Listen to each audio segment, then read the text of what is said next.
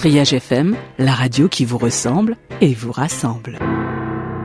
Bonjour à toutes et à tous et bienvenue sur Triage FM 94.5. Dominique avec vous à l'animation et Bébert à la technique. Et puis notre invité aujourd'hui, Edwige Margot, qui nous rejoint pour cette émission. Bonjour Edwige. Bonsoir. Comment allez-vous ? Ça va. Ça un va petit peu tendu, mais... C'est normal. Bon, c'est une émission tranquille. On va découvrir d'ailleurs votre métier. Et puis vous allez nous on va faire le chemin, parcourir le chemin de votre métier. Mais avant ça, je voudrais que vous présentiez puis que vous nous parliez, alors pas de la scolarité, mais c'est après la scolarité, parce que comme l'émission c'est métier, passion, etc., on aime bien savoir un petit peu ce que les gens ils ont fait comme métier, voilà, jusqu'à aujourd'hui.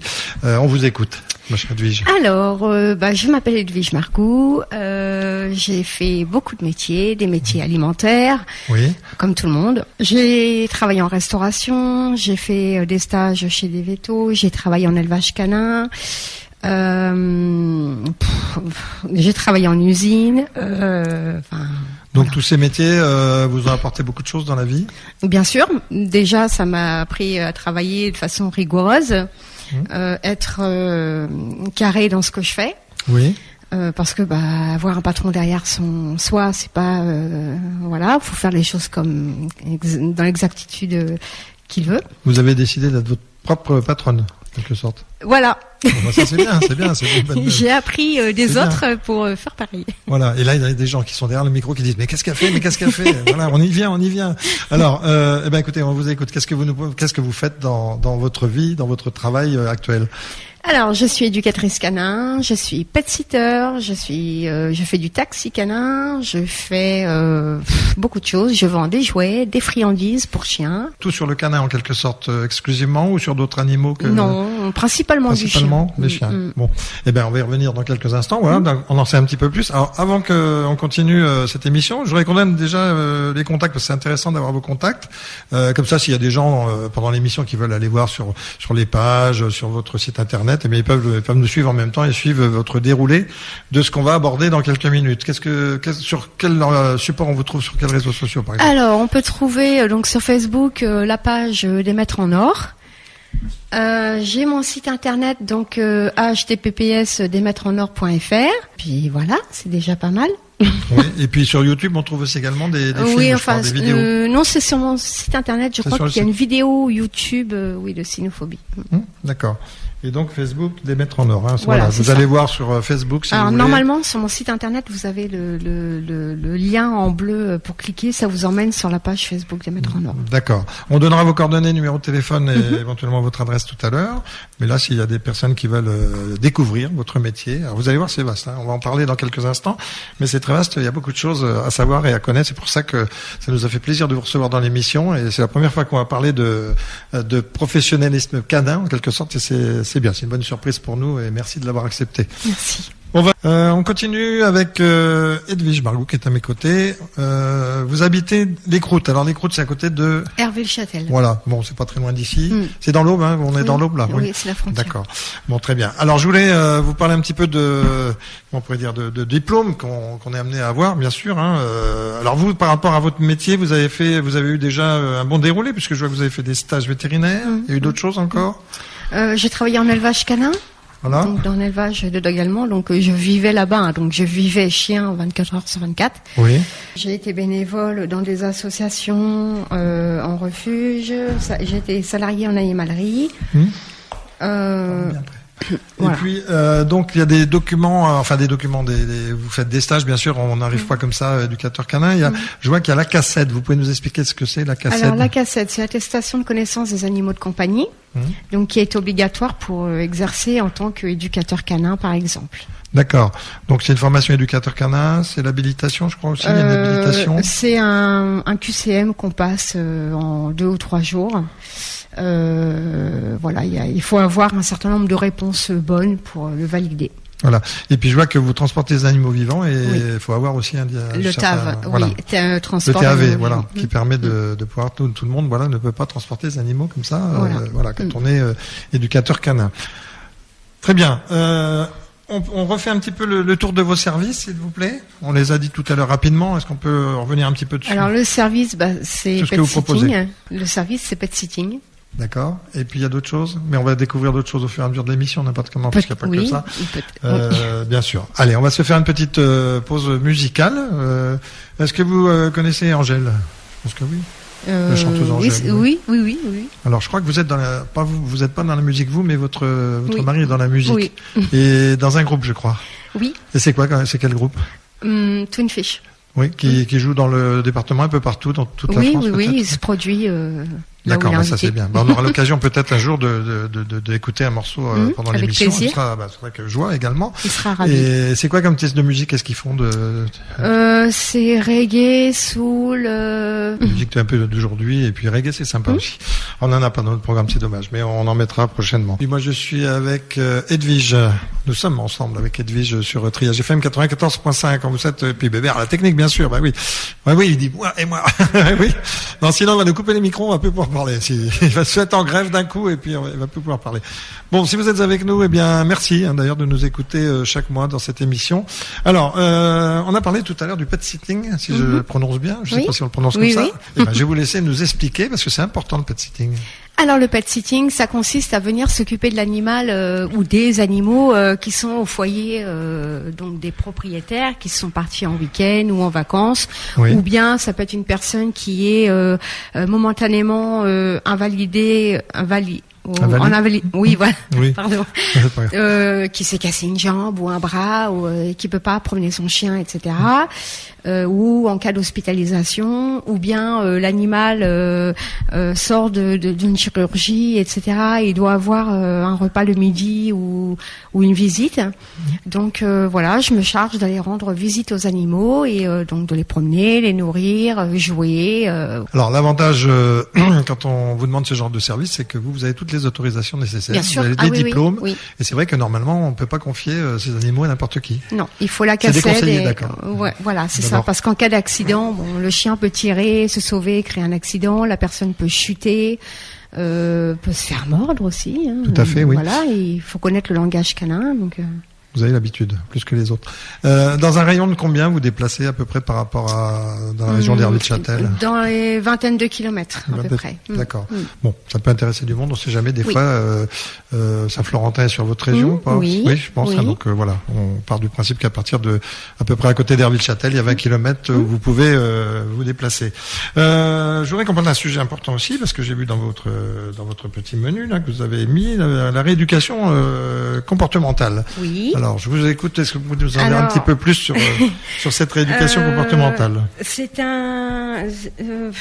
par exemple, un chien qui a eu une mauvaise expérience avec un autre chien, par exemple, ou avec un aspirateur, ou enfin, peu importe. Alors, je vois qu'il y a des dans vos fiches que j'avais étudiées, que j'avais regardées, il y a différents comportements dits indésirables.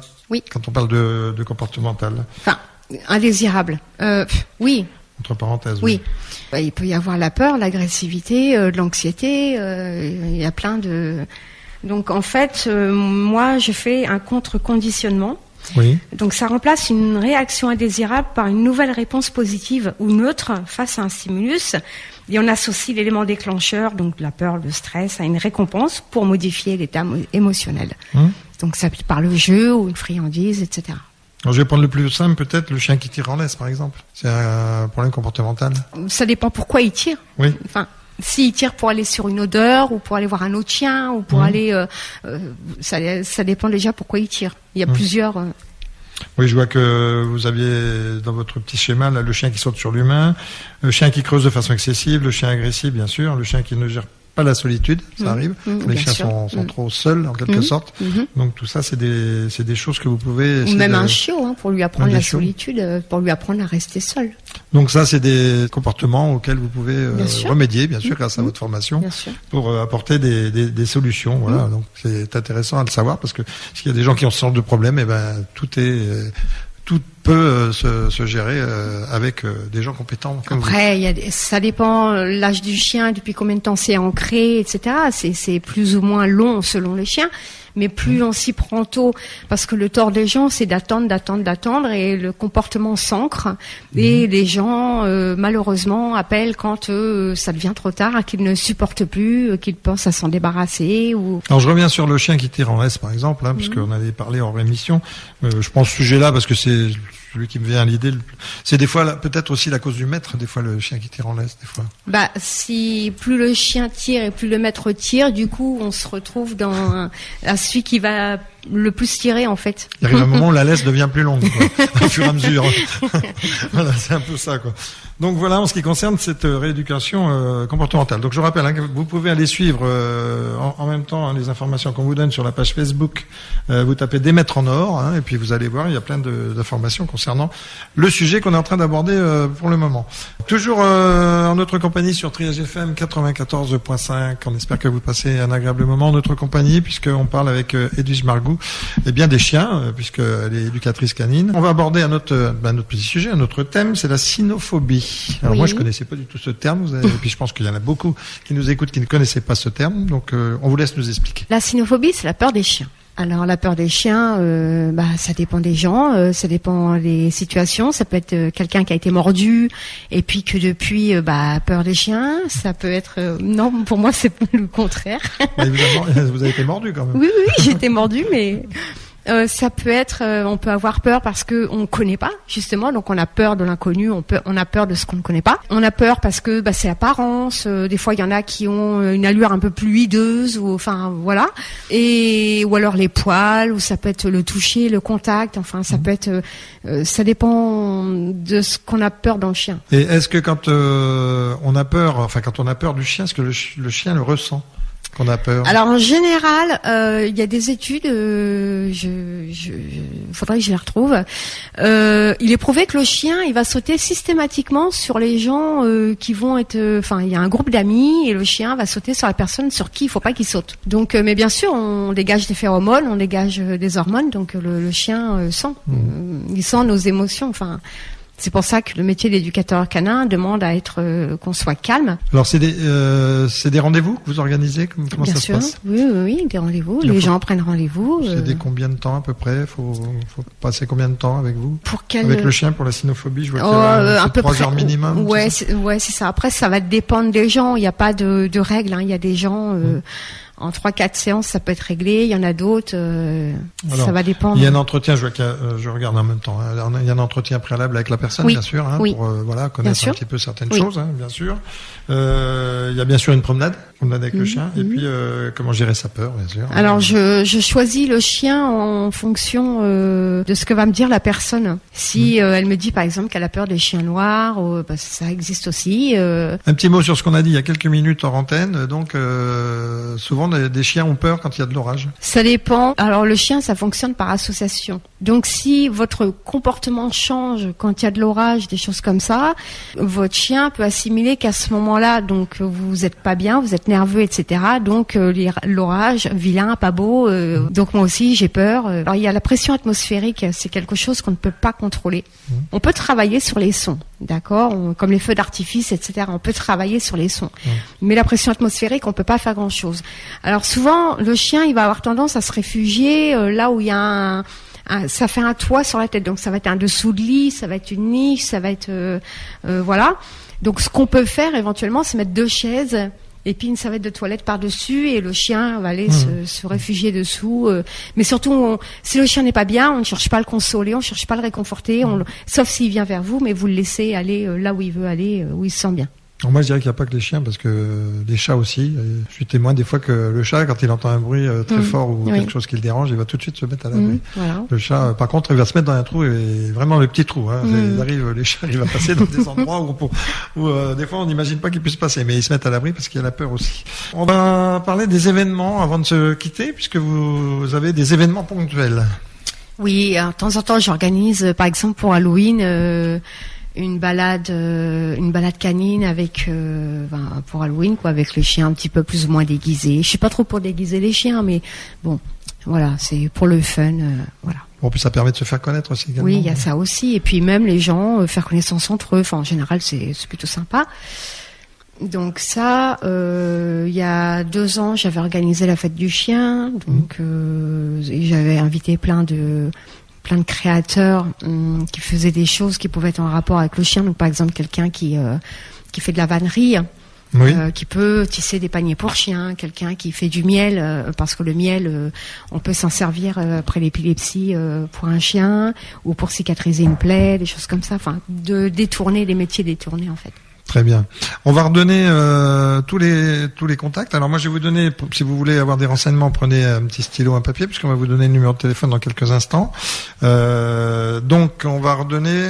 Je vous laisse redonner l'endroit où on peut vous retrouver, donc Internet. Et alors, Facebook. Sur Internet, donc c'est desmaîtresenor.fr. Sur Facebook, c'est la page Facebook des Maîtres en Or. Voilà. C'est un logo avec un monsieur de dos avec un oiseau et un chat. Et puis donc le contact pour vous appeler directement, c'est 06 95 34 64 53. Allez, je vous le redonne pour ceux qui n'ont pas eu le temps d'aller chercher un stylo, un papier. 06 95 34 64 53. N'importe quand vous le retrouvez sur le site aussi. Oui. Sur les 2 sites. Allez, un petit dernier conseil que vous avez à nous donner avant de se quitter. Éclatez-vous avec vos chiens. Faites des grandes balades, jouez, amusez-vous, profitez, plein de complicité, plein de câlins, éclatez-vous. Très bien. Et ben, ce sera le mot de la fin. Voilà. Et puis, c'est vrai, n'hésitez pas. Voilà. Profitez de vos animaux. On se retrouve le mois prochain. Merci Edwige d'avoir participé à cette émission. Merci à vous. Merci. Je vous rappelle que cette émission sera diffusée dans 15 jours. Vous pourrez la réentendre, la réécouter. Ben, nous, on se quitte. On vous souhaite une bonne soirée. Et puis, on se retrouve le mercredi 6 mai. En attendant, passez d'agréables moments avec vos amis, avec vos copains, avec tout le monde. Et puis, avec vos animaux. Et avec vos animaux. Voilà, oui. C'est très important. Merci à vous de nous avoir écoutés. Triage FM 94.5. On se retrouve le mois prochain. À bientôt. Bye bye. Au revoir.